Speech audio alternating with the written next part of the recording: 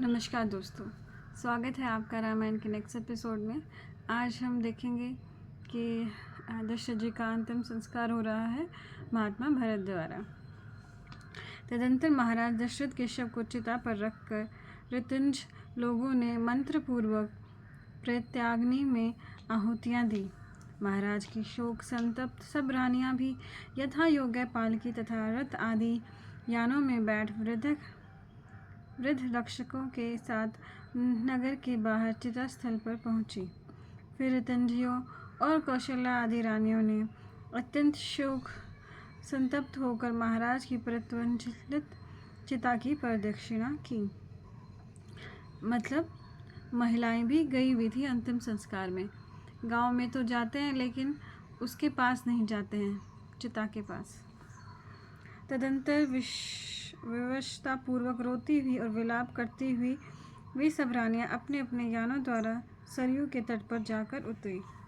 भरत के साथ मंत्री, पुरोहित और रानियों ने सरयू नदी में स्नान किया। स्नान से निवृत्त हो सब लोग आंखों से आंसू बहाते हुए नगर में प्रविष्ट हुए तथा व्रतपूर्वक भूमि पर शयन करते हुए 10 दिन तक राजकीय शोक मनाया गया।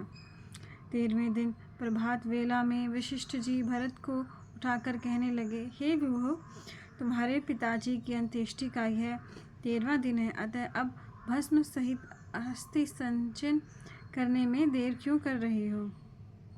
सभी मनुष्यों में 3 द्वंद्व, भूख प्यास, दुख सुख और जन्म मरण सामान्य रूप से लगे हुए हैं। उनको दूर करना संभव नहीं, अतः तुम्हें इस प्रकार दुखी नहीं होना चाहिए। इधर वशिष्ठ जी ने भरत को इस प्रकार समझाया और उधर ऋत्विंज सुमंत्र ने शत्रुघ्न को उठाकर उन्हें धैर्य एवं सांत्वना प्रदान करते हुए प्राणियों की उत्पत्ति एवं विनाश का रहस्य समझाया।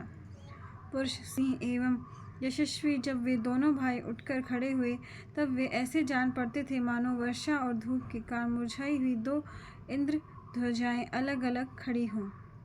पिता के अंत्येष्टिकृत के पश्चात लक्ष्मण, अनुज शत्रुघ्न शोक संतप्त तथा राम के पास जाने के इच्छुक भाई भरत के पास आकर बोले,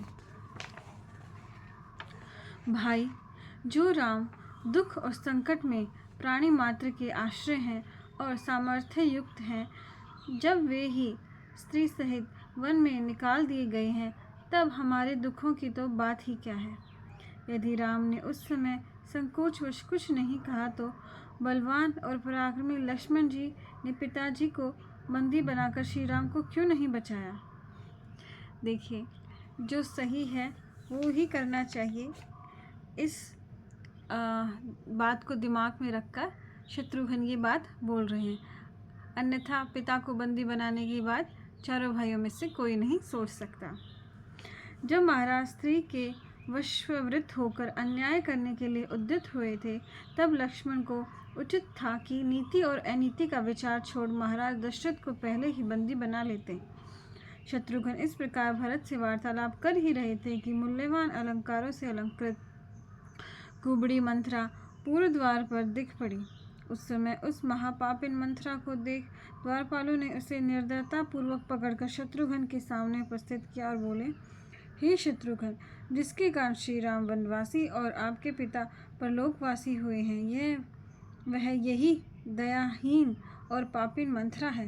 आप जैसा उचित समझें इसके साथ वैसा व्यवहार करें। द्वारपालों के ऐसा कहने पर शत्रुघ्न ने सखियों से घिरी हुई उस कुब्जा को ऐसे जोर से पकड़ा कि जिससे चित्कार से सारा भवन निनादित हो उठा। शत्रुओं का मानवर्धन करने वाले शत्रुघ्न लाल लाल आंखें किए हुए चित्कार करती हुई कुब्जा को भूमि पर पटक कर इधर उधर घसीटने लगे। शत्रुघ्न को कुपित देख भरत बोले, हे तात, प्राणी मात्र के लिए स्त्रियां अवैध हैं, अतः तुम इसे क्षमा कर दो। मतलब स्त्रियों की वहाँ पर इतना सम्मान होता था कि ऐसी स्त्री के साथ भी आप हिंसा मत कीजिए, उसे माफ़ कर दीजिए, हम उसे कुछ और दंड दे देंगे। राइट? यदि स्त्रियां अवैध न होती और धर्मात्मा राम मुझे मात्र घाती समझकर मुझसे घृणा न करते तो मैं इस अक्षम्य अपराध करने वाली दुष्टा कैकेयी को भी कभी का मार डालता। अब वो तो इतना दुखी था कि वो तो माता कैकेयी को भी नहीं छोड़ने वाला था। यदि राम को कुब्जा के मारे जाने का पता चल गया तो वे धर्मात्मा हम दोनों से बात भी नहीं करेंगे। भरत के इन वचनों को सुनकर लक्ष्मण के छोटे भाई शत्रुघ्न का क्रोध शांत हुआ और उन्होंने मंत्रा को छोड़ दिया। 14वें दिन प्रातःकाल सब मंत्रीगण मिलकर भरत जी के पास आए और उनसे कहने लगे, हमारे पूर्वजों की भी पूज्य महाराज दशरथ अपने ज्येष्ठ पुत्र राम और महाबलवान लक्ष्मण को वन में भेजकर स्वयं स्वर्गवासी हो गए हैं। हे महायशस्वी राजकुमार, अब तुम हमारे राजा बनो। आप अपना राज्याभिषेक कराकर हम सबका पालन करो। तब व्रतधारी भरत जी उन सब लोगों से बोले, देखिए, हमारे कुल में सदा ही ज्येष्ठ राजकुमार का राज सिंहासन पर बैठना उचित माना गया है। आप जैसे कुशल एवं व्यक्तियों को मुझे आदेश नहीं देना चाहिए। श्री राम हमारे ज्येष्ठ भ्राता हैं, वे ही हमारे सम्राट बनेंगे। उनके स्थान में मैं 14 वर्ष वनवास करूँगा। आप लोग महती, चतुरंगणी, अश्वगज, रथ, पैदल सेना तैयार करें। मैं रघुकुल श्रोमणी ज्येष्ठ भ्राता राम को लौटा लाऊंगा। अब देखिए, कोई भी भाई होता तो राज्य कर लेता, राइट।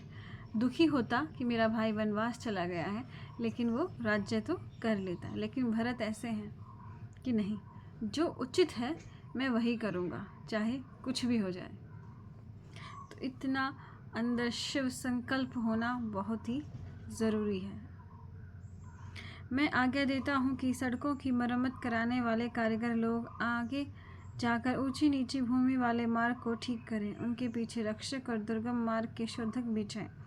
भरत जी की आज्ञा अनुसार भूमि प्रदेश के जाने वाले भूमि के नापतोल करने में दक्ष लोग फावड़े व कुदाल आदि उपयोगी सामान लेकर आगे आगे चले। वे लोग मार्ग को ठीक करने के अभिप्राय से लता, वड़ी, झाड़, ठूठ, पत्थर और अनेक प्रकार के वृक्षों को जो मार्ग में पड़ते थे कूट काट कर रास्ता बनाते जाते थे। जिस प्रदेश में वृक्ष नहीं थे वहाँ उन लोगों ने वृक्ष लगाए और कहीं कुल्हाड़ियों से वृक्षों को काटा, कहीं कहीं टाँकियों से पत्थर को तोड़ा, कहीं हंसों से लताओं को काटा। कुछ लोगों ने अत्यंत दृढ़ ठूठों को जो उखाड़े नहीं उखड़ सकते थे जलाकर साफ कर दिया, और जितने ऊंचे नीचे मार्ग और दुर्ग स्थान थे उन सब को ठोक पीट कर तथा मिट्टी से पाट कर समतल कर दिया। कुछ लोग मार्ग में आने वाले कूपों और गड्ढों को मिट्टी से पाटते और नीची भूमि को मिट्टी से भरकर बराबर करते चले जाते थे। उन शिल्पियों ने सेना के जाने के मार्ग को चूने की गंजों से ठीक कर दिया। सड़क के इधर उधर विकसित फूल वालों वृक्ष लगाए गए। सड़कों के दोनों ओर पताकाएं सुशोभित हो रही थी और पक्षीगण मस्ती में आकाश चहचहा रहे थे। चंदन के जल छिड़काव और नाना प्रकार की फूली हुई लताओं से सेना का वह मार्ग देव मार्ग की भांति शोभामान था। क्योंकि भरत जी राम जी को घर वापस लाने के लिए ये सब कर रहे थे, तो इसलिए इन्होंने इतना सब कुछ वहाँ पर तैयारी की कि अब मैं आ गया हूँ, अब मैं हमारे प्रिय भ्राता श्री राम को घर पे ले आऊँगा। जब वह नंदी मुखी रात्रि, आनंदमय रात्रि, वह रात्रि जो किसी मांगलिक उत्सव से परिपूर्ण हो, इस रात्रि में श्री राम को वन से लौटने का उद्योग आरंभ हुआ था। थोड़ी शेष रही जब राजवंश के स्तुति विशेषण सूत मागध मंगल सतवन के द्वारा भरत जी की स्तुति करने लगे। उस सतवन को सुन भरत जागे और यह कहकर कि मैं राजा नहीं हूँ, उन्होंने उस स्तुति घोष को बंद करवाया। फिर वे शत्रुघ्न से बोले, हे शत्रुघ्न, देखो कैकेयी ने संसार का कैसा भीषण अपकार किया है और महाराज दशरथ भी मुझ पर महान दुखों का भार छोड़कर स्वर्गवासी हो गए। उन महात्मा धर्मराज की यह धर्ममूलक राजलक्ष्मी इस समय जल में नाविक विहीन नौका के समान इधर उधर मारे मारे फिर रही है।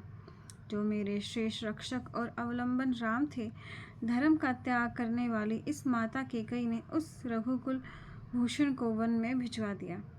इधर भरत जी इस प्रकार विलाप कर रहे थे, उधर राजधर्म के ज्ञाता महामुनि वशिष्ठ ने महाराज दशरथ के सभा भवन में प्रवेश किया। वेदज्ञ महामुनि वशिष्ठ गुदगुदे आसन से युक्त एक स्वर्णमय सिंहासन पर जा बैठे और दूतों को आदेश दिया, तुम लोग बहुत शीघ्र ब्राह्मणों, क्षत्रियों, वैश्यों, राजभक्त, मंत्रियों और सेनापतियों को बुला लाओ, क्योंकि एक अत्यंत आवश्यक कार्य करना है। यशस्वी भरत और शत्रुघ्न को, उनके निजी सेवकों सहित युधाजित और सुमंत्र आदि मंत्रियों को तथा अन्य जो राज परिवार के हितैषी हैं उन सबको बुला लाओ। युधाजित केकई का भाई था। कुछ ही देर में दूतों द्वारा बुलाए गए लोग रथों, घोड़ों और हाथियों पर सवार होकर आने लगे। उस समय महान कोलापूर्ण शब्द सुना हुआ। जिस प्रकार देव मंडल इंद्र को देख हर्षपूर्वक उनका सम्मान करते हैं, उसी प्रकार भरत को सभा में प्रविष्ट होते देख अयोध्या की संपूर्ण जनता ने उनका सत्कार करते हुए ऐसी प्रसन्नता प्रकट की मानो वे महाराज दशरथ के सभा प्रवेश पर प्रसन्नता प्रकट कर रही हों। जब वे श्रेष्ठ लोग यथा योग्य अपने अपने आसनों पर बैठ गए, जब राजपुरोहित वशिष्ठ जी ने ये मधुर वचन कहे, हे तात भरत, धर्माचरण करते हुए महाराज दशरथ धन धान्य युक्त और समृद्धशालिनी पृथ्वी का राज्य तुम्हें देखकर स्वर्गवासी हो गए हैं। सत्यव्रतधारी राम ने सज्जनों के पथ पर का अनुसरण करते हुए प्रति वचन पालन पूर्वी धर्म का त्याग वैसे ही नहीं किया जैसे चंद्रमा अपनी चांदनी का त्याग नहीं करता। पिता और भाई द्वारा प्रदत्त इस निष्ठक राज्य का तुम भोग करो और मंत्री मंडल को प्रसन्न करते हुए शीघ्र ही अपना राज्याभिषेक कराओ। गुरु वशिष्ठ के ये वचन सुन धर्मात्मा भरत बहुत दुखी हुए। अपनी कुल परंपरा ज्येष्ठ राजकुमार ही राजा होता है को जानने वाले भरत ने अपने कर्तव्य निश्चय की आशंका से अपने अग्रज श्री राम का स्मरण किया। उस समय तरुण भरत कल हंस स्वर के समान घर घर शब्दों में विलाप करने लगे और सभा में वशिष्ठ जी इन बातों की निंदा करने लगे। भरत जी ने कहा, ब्रह्मचर्य पूर्वक संघोपांग वेद का अध्ययन कर स्नातक पद प्राप्त और धर्मानुकूल आचरण करने वाले बुद्धि के अगाध सागर श्री राम के राज्य को मेरे जैसा शास्त्र के मत को जानने वाला कैसे छीन सकता है। आपके कथानुसार यदि मैं इस राज्य को ग्रहण कर अनार्यों से सेवित और सुख शांति से वंचित करने वाले महापातक को करूं, तो मैं इक्ष्वाकु कुल की ध्वल कीर्ति को कलंकित करने वाला कुल दूषक समझा जाऊंगा। अब भरत अपना आगे का भी सोच रहे हैं। अगर मैंने आज ऐसा कर लिया तो मुझे आगे फ्यूचर में कितना अपमान मिलेगा वो मैं सहन नहीं कर सकता। भरत के इस धर्मानुकूल वचन को सुनकर राम से प्रेम करने वाले जितने सभासद वहाँ उपस्थित थे, उनकी आंखों से आनंद के आंसू बहने लगे। भरत जी ने आगे कहा, मैं श्री राम को लौटाने के लिए सब प्रकार के उपाय करूँगा। फिर भी यदि राम को न लौटा सका तो मैं भी वन में ही वास करूँगा। मैंने पहले ही अवैतनिक तथा पारिश्रमिक लेकर काम करने वाले चतुर्मार्ग शोधकों और बढ़इयों को मार्ग ठीक करने के लिए भेज दिया है। अब स्वयं राम के पास जाने के लिए यात्रा करने वाला हूँ। ऐसा कहकर भ्रातृवत्सल एवं धर्मात्मा भरत ने सम्मति देने वालों में श्रेष्ठ पास ही बैठे हुए सुमंत्र से यह कहा, हे सुमंत्र, मेरी आज्ञा से तुम शीघ्र यहाँ से जाओ और सारे नगर में मेरी यात्रा की घोषणा कर दो और सेना को भी चलने का आदेश दो। महात्मा भरत की आज्ञा पर सुमंत्र ने प्रसन्न हो यथा निर्देश सभी कार्य कर दिए। तो आपने देखा कि भरत जी अब श्री राम को लाएंगे और वहाँ पे होगा भरत मिलाप, जो बहुत ही प्रसिद्ध है भरत और श्री राम के मिलने का। तो आज के लिए इतना ही। बहुत बहुत धन्यवाद।